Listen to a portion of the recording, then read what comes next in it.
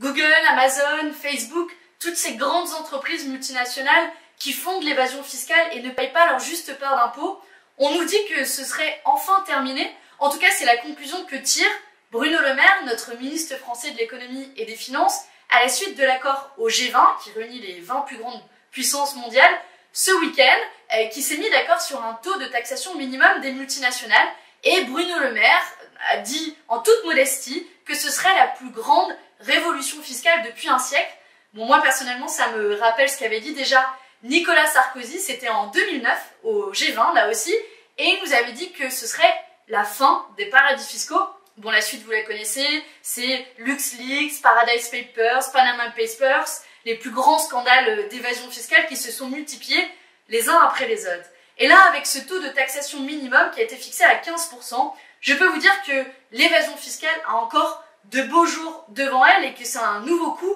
d'esbrouf de la part du gouvernement. 15% en taux de taxation minimum, pour vous donner une idée, c'est très proche du taux de l'Irlande qui est à 12,5% et qui est un des pires paradis fiscaux notoires à l'échelle internationale. Avec ce taux d'imposition minimum à 15%, on ne récupérera que 4 milliards d'euros pour la France, alors que par exemple, avec un taux fixé à 21%, comme d'ailleurs ce qu'avait proposé Joe Biden et les États-Unis, que la France a refusé de soutenir, alors on aurait pu récupérer 4 fois plus, 16 milliards d'euros, et même avec un taux à 30%, on aurait pu récupérer 10 fois plus, près de 40 milliards d'euros. À l'heure où on se demande qui va payer la crise, est-ce que nous devons mettre à contribution les grandes entreprises multinationales qui se sont enrichies pendant la crise, Amazon par exemple a triplé ses bénéfices, ou est-ce qu'on va mettre à contribution les plus pauvres à qui on demande déjà de faire des efforts avec la réforme des retraites ou la réforme de l'assurance chômage?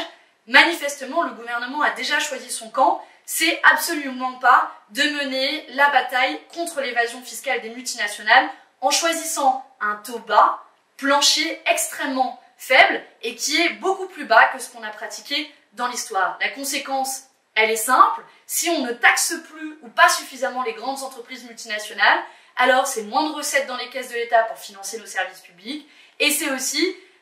une contribution supplémentaire qu'on va vous demander à vous tous avec des impôts comme la TVA ou la CSG, puisque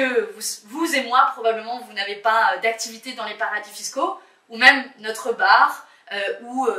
notre librairie au coin de la rue n'ont pas de filiale dans les paradis fiscaux. C'est le cas pourtant de Starbucks ou Amazon. C'est pour ça que la bataille contre l'évasion fiscale doit évidemment se mener à l'échelon international et le gouvernement français aurait dû défendre un taux plus élevé et ne peut en rien se satisfaire de ce qui n'est pas une victoire à l'échelon international, mais on peut aussi le faire à l'échelon national. C'est pour ça que nous défendons le concept d'impôt universel et nous disons à ces grands